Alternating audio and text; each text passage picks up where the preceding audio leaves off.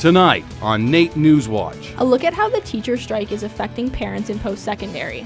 What she's doing during the day is not what she's supposed to be doing in grade 12. She's supposed to be learning. And advanced voters for the civic election are having their voices heard. We need somebody that you can believe in. We need somebody that can speak the truth. And the giant bat is leaving 118th Ave as business owners are looking to rebrand. This is capturing who we are as a neighborhood and then being able to showcase that. NewsWatch starts now. Good evening. The ongoing teacher strike is causing stress for not only kids, but also post-secondary instructors. That's right, Quinn. Teachers at NAIT have raised concerns regarding their children's learning and also their students who have kids affected by the strike. Aubrey Boucher joins us live from the hallways of NAIT with more on the story. Thanks, guys. Late this week, there was some hope that the Alberta government and teachers might come to a conclusion as talks will be underway soon. In the meantime, there is no certainty on where things will go from here. NAIT instructors have their different worries with this matter. I would say it's definitely affecting my son. Obviously, with his education, he's in grade 11. Erin Callahoo, a television instructor at NAIT, has a 16-year-old son impacted by the teacher strike. While she is supporting him during this time away from school, she worries about the long-term effects in education regarding the situation. My son is struggling in one subject, and again, because he's not in classes, we're not getting that support from the teacher, from any EAs or anything. We're trying our best to help him keep up. Again, not great at that subject. So I'm worried about the impact further down with his marks. Some NAIT students with children in school are coping with the impacts of the strike while continuing their studies. Instructors are doing their best to support these students. As an instructor, I've got some students here at NAIT that have young kids that are at home, so we're having to do some accommodations for them to make sure that they don't fall behind in their class material. The NAIT Students Association recognizes the strike's impact on students and staff with school-aged children, and they offer support, including peer support and the Student Wellness Plan. When you log into the Student Wellness Plan, there's also a counseling services provided there for students. So that's one key resource for our students. NAIT instructors and faculty are providing support to students and staff who have children affected by the teacher strike through accommodations and support outlets. Updates on the strike are set to come out next week. Alberta teachers are set to resume negotiations with the provincial government's bargaining team on Tuesday.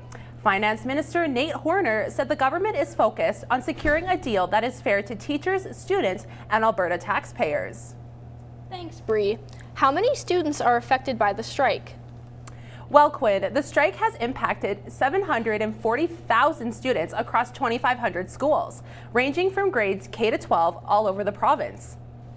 Bree, what was the government's latest offer?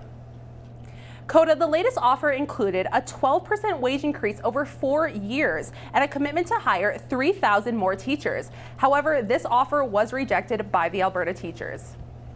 Thanks, Bree. That's Bree Boucher reporting live from the hallways of NAIT tonight.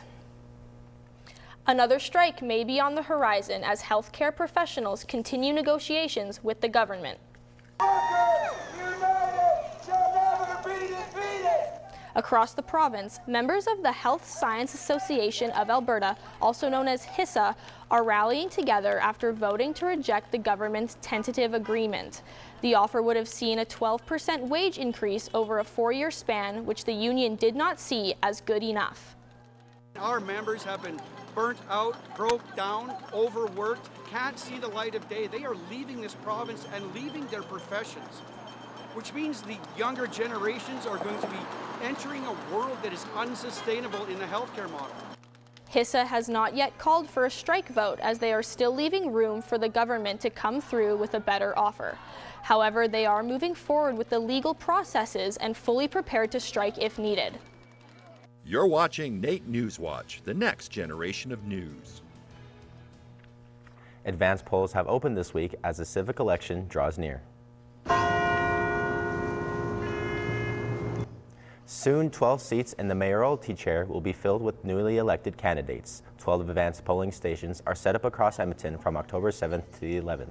Many advanced voters have their candidates lined up as they make their voices heard on the issues most important to them. I think some of the major issues are property taxes, transportation, and homelessness. I think public safety. I think no matter where you go in the city, there's that concern. Safety is a big one. I'm not sure what one mayor can do about it, but there's concerns there for sure. Election Day will take place on October 20th with 220 voting stations set up across Edmonton. Starting next semester, the MedTech Innovation Highway Pilot Program will be introduced to help early-stage medical device startups at NAIT. Many other faculties such as Red Deer Polytechnic, MacEwan University, and SAIT will be providing coordinated access to resources that help accelerate market readiness for the program. One, we have us here at the Center for Advanced Medical Simulation in NAIT. We do a product market fit assessment to see where they stand for product market fit technology readiness level. So that can include end user engagement, how they assess their workflow with their innovation included in it. The initial phase will span 6 months, concluding in March 2026, and will involve a group of early-stage medtech innovators. The Alberta Avenue Business Association is discontinuing the slogan, the Avenue of Champions, and removing the 50-foot bat.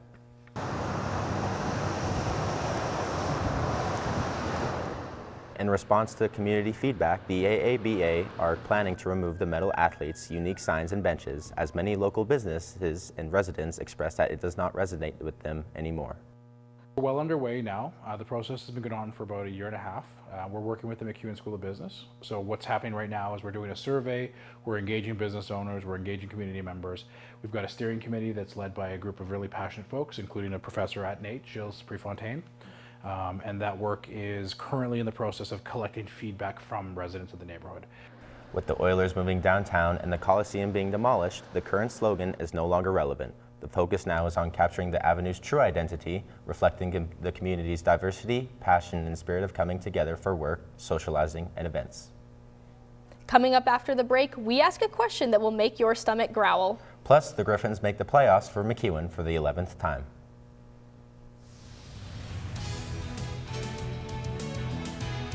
Coming up in sports, it may be the offseason for the Riverhawks. However, there is still a lot for baseball fans to cheer about in this city. Also, Griffins women's soccer have clinched a playoff spot and are looking for more. All that coming up in sports. Carter Bell here, and we know the weather in Alberta can go up and down, and we're going through a bit of a down period to the point that we had to take out our scrapers. Will we have to take out our stubbles next? More after the break.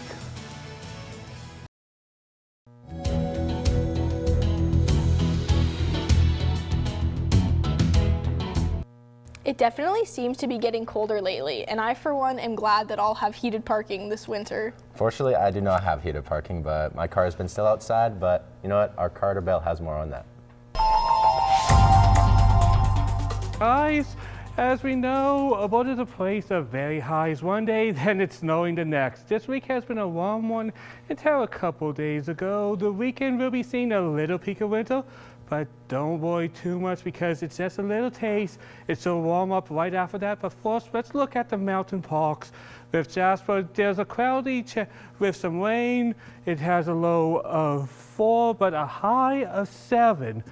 And going to our friends at Fort Mac, where they have a 70% chance of rain. They have a nice high of 7, a low of 6. Well, nice to some. Going to Calgary, our warmest place, it has a high of 16 with a high chance of precipitation with 60%, with a low of 8. But let's look at our nice place at Edmonton. We have a high of 10, a low of 6 with a high chance of rains and stuff. It's going to get a little worse on Sunday, but we'll get to that in a bit. But let's look at our averages, and we are hitting our average with the high of 10, which is pretty cool, and we are above our low average because the low is normally a 1. And let's look at the records because that's a pretty cool thing. In 1944, we had a high of 24, and in 1909, way before a lot of us, minus 16, so we are not at that time period.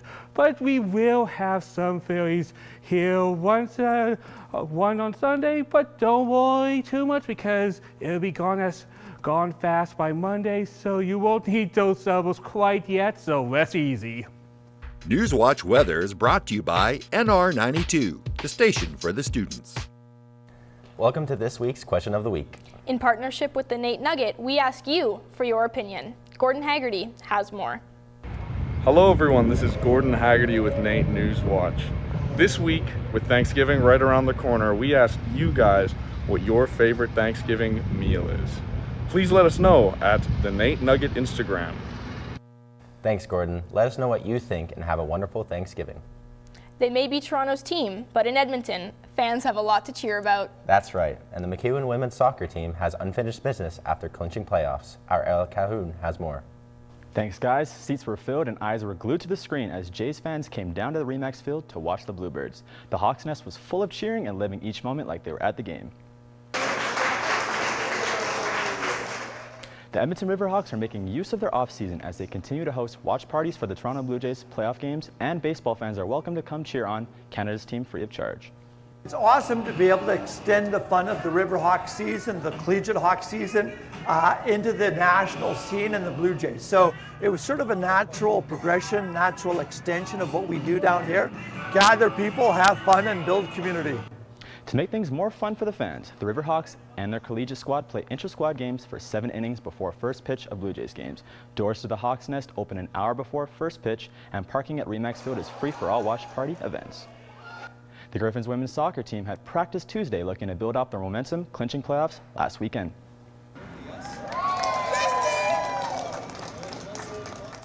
MacEwan's women's soccer team clinched a playoff spot for the 11th straight year in their weekend sweep over the Lethbridge Pronghorns. They now look ahead for a chance at home field advantage come the postseason. The Griffins find themselves in a tight race for the second place as they trail 3 points behind the Mount Royal Cougars.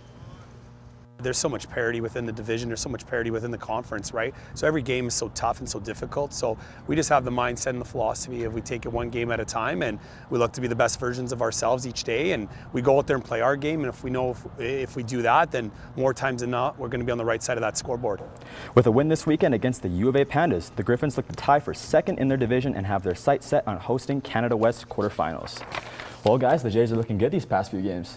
I don't think I've ever watched a full game of baseball, but I am happy that our Canadian team is doing well. You know what? I'm with you, Eric. If they keep swinging like this, they have a good shot at finals. Thanks, Eric. Coming up after the break, do you want to look good but don't have the money for a good suit?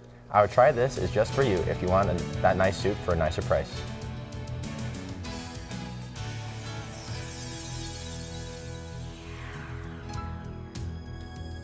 Shop for your style without any influence. This week, I take you to the Chateau Lacombe Hotel, where we'll be strutting our stuff and striking a pose down the runway. And later, we'll head down 118th Avenue, where we'll be trying some of the Avenue's most popular restaurants. All that and more coming up this week in entertainment. You're watching NAIT NewsWatch, the next generation of news. Buying a brand new suit can sometimes cost an arm and a leg. That's why today our Gordon Haggerty helps us to pick our fresh fits fiscally.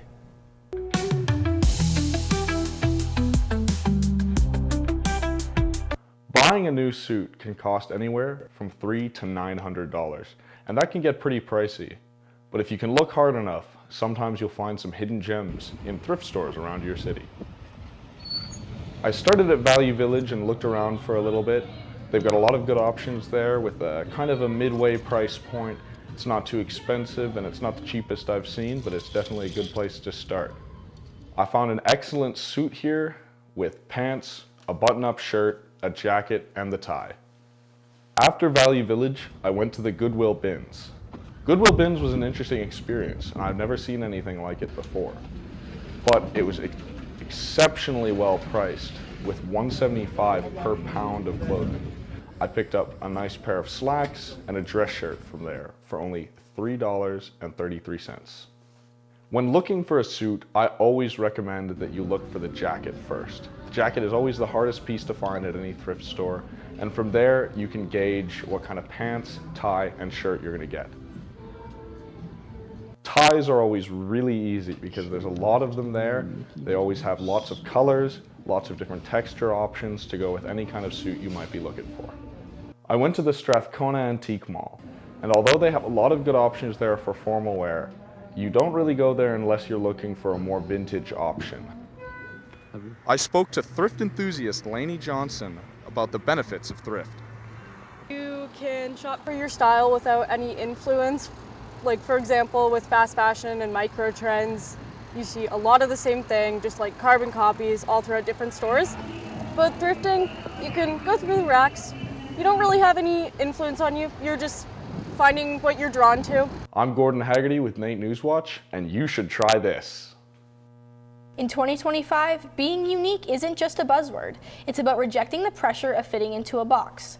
One local event encourages Edmontonians to not be afraid to stand out. That's right. And the Alberta Avenue Business Association takes Edmontonians on a culinary tour through 118th Ave. Our Celestia Lembo has more this week in entertainment.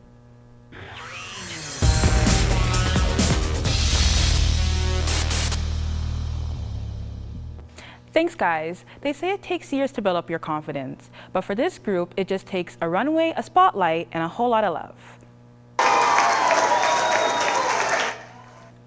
Last night, the Edmonton Down Syndrome Society held their 13th annual Uniquely Me fashion show, a night that wasn't just about fashion, but a powerful celebration of individuality, confidence, and most importantly, community. For the teachers, it's helping me how to walk very, very smooth, happy, and excited. This year's theme transported Edmontonians to the runways of Milan Fashion Week, complete with bold looks, fierce struts, and styles for all fashion lovers. Table for two on 118th? It's more than just a reservation. It's an invitation to explore one of Edmonton's most vibrant and diverse food scenes. As the Avenue of Champions prepares for a new chapter and a new name, Edmontonians are finding ways to honor its legacy, with events like Eats on 118th continuing to keep the spirit alive through local food, shared culture, and community connection. Here we have lots of different cultures from the African different countries, from the Middle East, many countries, and everyone is bring a unique style and service here. Eats on 118th returns October 16th, and tickets are available at edmontonarts.ca/events. The 30th Annual Harvest Festival is taking place at Prairie Gardens in Bon Accord, and the festivities are in full swing with farmers, employees, and volunteers working hard to bring the Halloween spirit. Our Gage Russell has more. The cold air of fall is ushering in the 30th year of the Prairie Gardens Harvest Festival and following celebration. The farm is bringing in guests from near and far for the festive event and its activities. So I love like the fall aesthetic and the vibe, so it's just like a happy place here. The attractions range from slingshots, corn mazes, to petting zoos. But the largest part is the pumpkins. Prairie Gardens is a massive farm that produces plenty of pumpkins and potatoes. Thus, they bring in many volunteers to help with the harvest. Once harvested, their potatoes get distributed between the farm, the food bank, and the volunteers. Particularly right now, because of the unexpected students staying at home, we have families coming to volunteer, and it's an educational and fun outing to the farm, and we get to pick pumpkins and toss pumpkins and also dig potatoes. So that's what the volunteers are coming out to help us with. Even with the cold weather on the horizon, the event continues onward. The volunteers have been working especially hard to get the pumpkins out of the cold, into the arms of families, and in homes for the holidays. While the younger volunteers will be working probably until the strike is over, the Halloween festivities are going on until October 31st. Gage Russell, NAIT NewsWatch.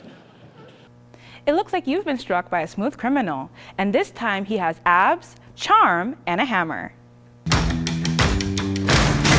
Good morning, team. Channing Tatum stars in Roofman, a movie based on the true story and terrible decisions of Jeffrey Manchester, a former Army Ranger and struggling father who turns to a life of crime, robbing McDonald's restaurants by cutting holes in their roofs. Roofman comes out today. You know, guys, I've always wanted to do modeling, and I think I might actually do it. What do you think? Is this side my good side? Oh, definitely. I've been thinking about it too, so maybe I'll join you. Yeah, I actually did a modeling gig back home in Grand Prairie, so I might want to tap into that again. Thanks, Celestia. That pumpkin festival seems super fun. I can't wait to see all the jack-o'-lanterns closer to Halloween. Yeah, that seems like a good idea of what's to come in these Halloween events. Thank you for tuning into our show. And come see us next week.